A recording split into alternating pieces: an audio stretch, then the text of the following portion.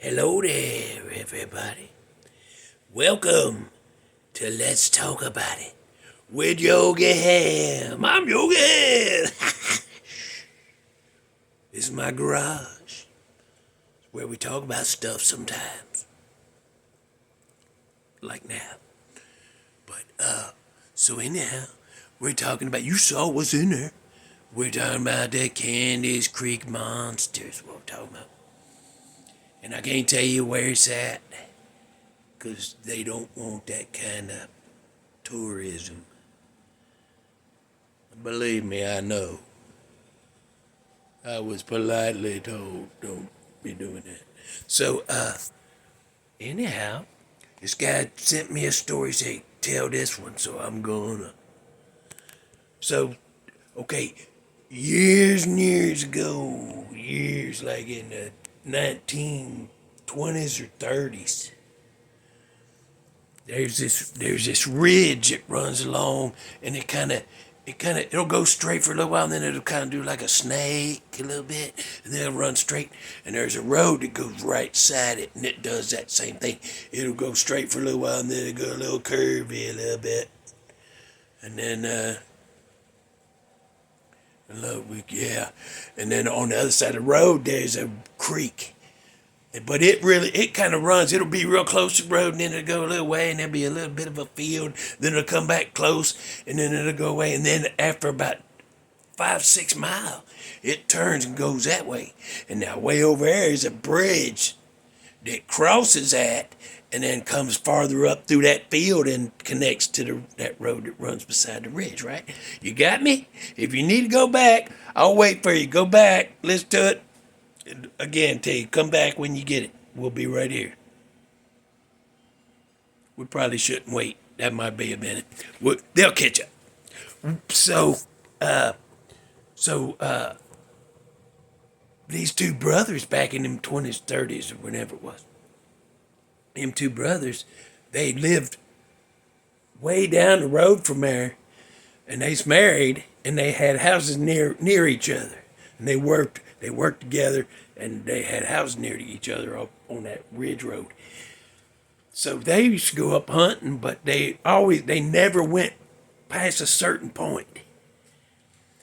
And their father had told them, don't go past this point, don't go past this point. And they just, even when they grew up and their dad passed away, and they still just never went past that point. Well, they went up there hunting one time, and they didn't have any luck all the way up to there where they stopped. And they said, well, why don't we go down there? Why don't we go a little ways down? That looked like a holler down there. We can go in there. And they was like, all right. So they went on down there, and there's a big old holler. And then they noticed there's another one way over there. So they walked, and they looked. And he said, one brother said, you go down here, and I'll go back to the other one. And, we double our chances of getting something if we split up. And so they did that. Then all of a sudden, the one brother, the oldest brother, he heard something. He heard this big crashing sound, and then he heard this big roar. I don't know how it did. He just put big roar in the email. He didn't tell me. There was no sound to it. So I don't know how it sounded, but there was a big roar, and then the crashing, and then he heard his brother screaming. There was a gun. The rifle went off. Pew, pew! Tired of doing that. Pew, pew, and then So he hauled up out of that holler, back up onto the top, and he run down across that ridge to the next holler. And when he got there, he found his brother on his knees. His gun was over there. Or all over somewhere. It's towed way away. It was tossed over there. And his brother had these big claw marks on him. His clothes was ripped. One of his gloves was missing. He had big cuts and gouges all over his hand and arm. And he was just sitting there like this. He was sitting there like this.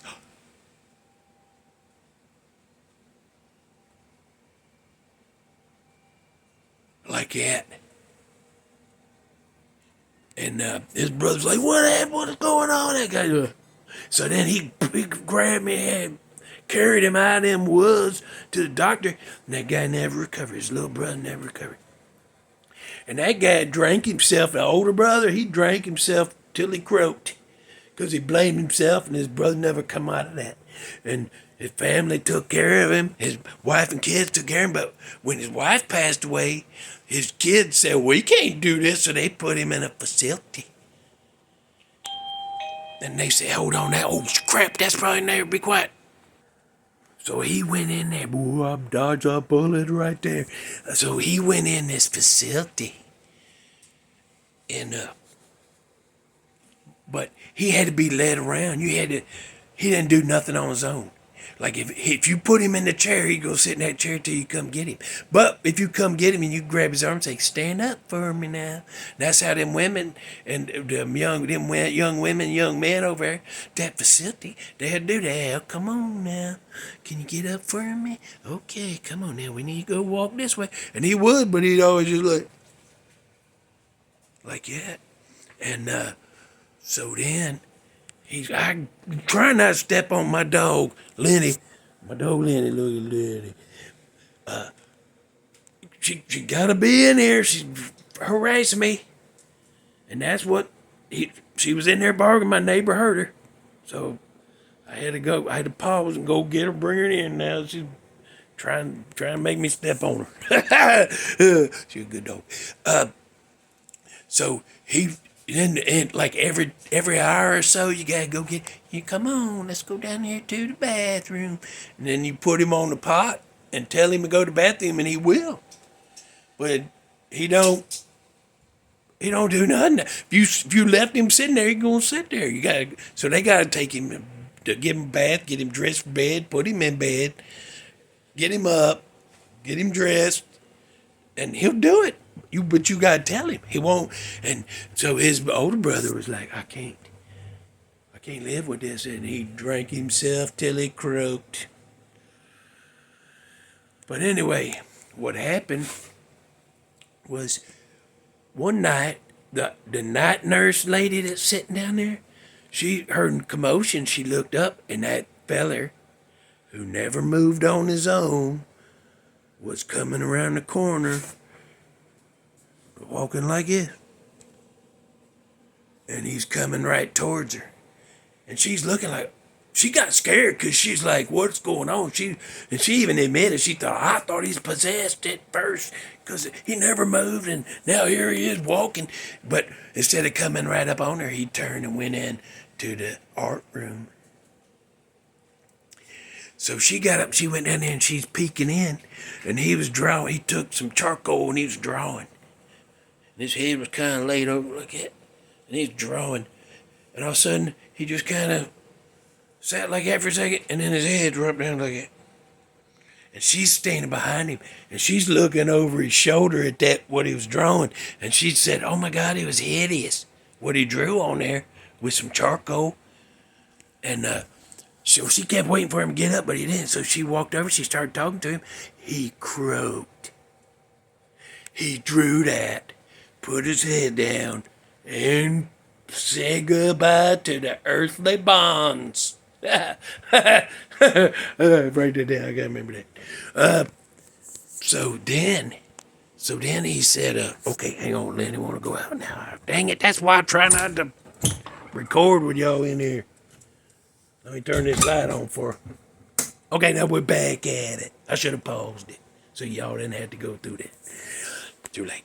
Anyhow, so that went to family, and that's his kids. His kids got that, and they gave it to.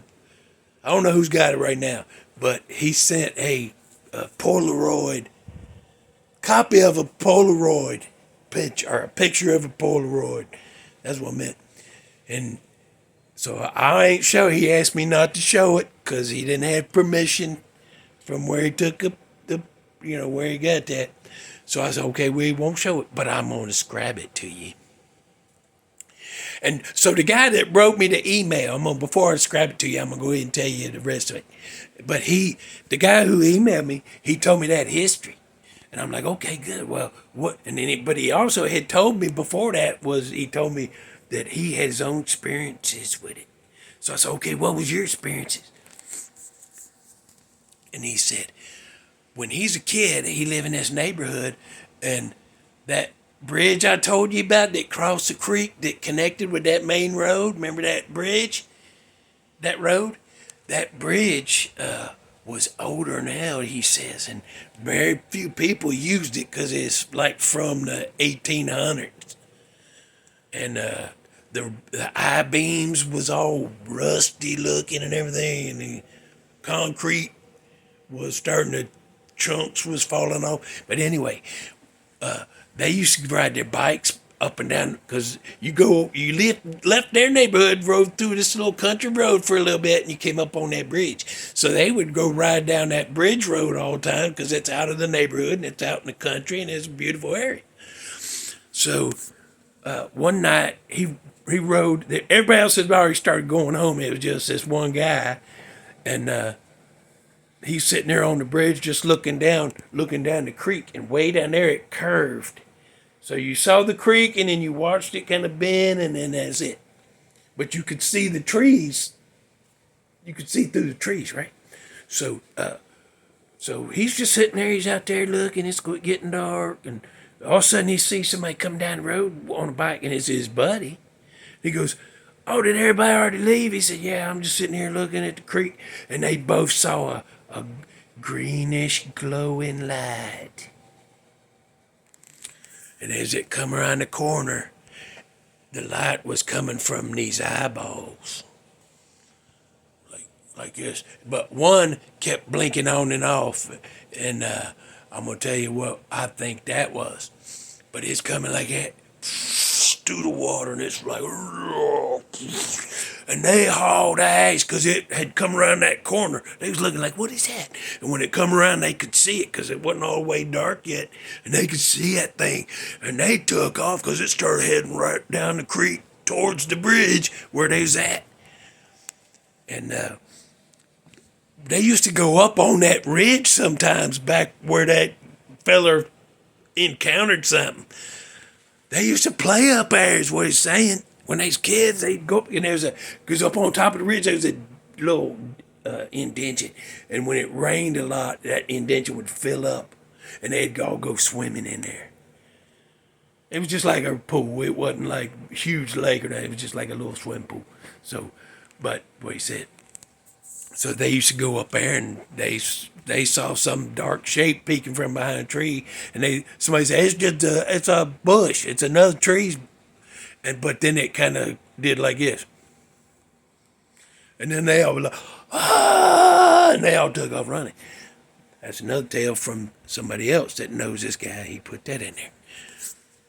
So this thing, they'll get picture that guy drew, and it's like the body of it is glistening, and it's like a scaly, glistening seaweed kind of body, the arms.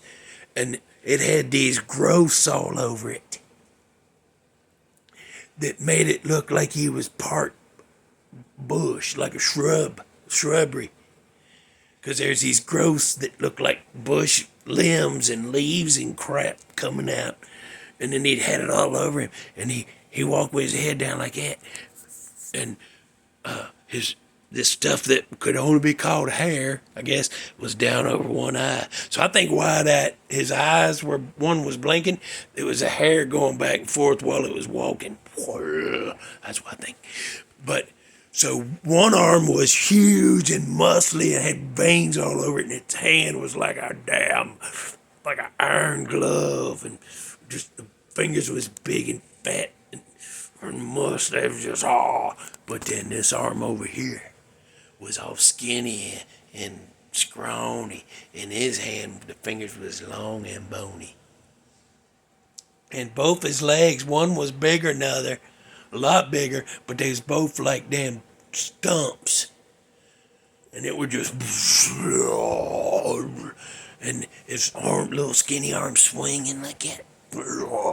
And them big old legs, one's longer and it's limping down there, and that big arm's dragging in the water, and that one eye's glowing green, and it's crooked. That's another thing I forgot to put in there. He said his teeth was rotten and crooked. Don't make no comparisons. I can hear you already. I hear the comments already. Oh, you is that your brother? Cause you crooked teeth. But it had all these broken and crooked teeth. And it was all yellow and brown. So what the hell is that? Tell me what the Candies Creek monster is. Tell me why that ain't a cryptic. If indeed, well, I guess there ain't enough stories out there. I couldn't find nothing about it on the intranet. So anyhow, we going way over budget. We going way over a budget. So anyhow, Candies Creek monster, go look, see if you can find anything. If you do, put it in the comments. I want to know more about that.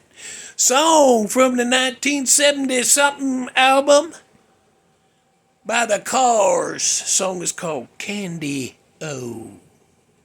Candy O, I need you. Sundress, ruby ring. Yeah. Go listen to that. Go look up that. See if you can find something. Tell me. I'd like to hear a little more about that. Other than that, we're over and done, and I'll see you in the next one, and maybe one after that. I don't know. Maybe.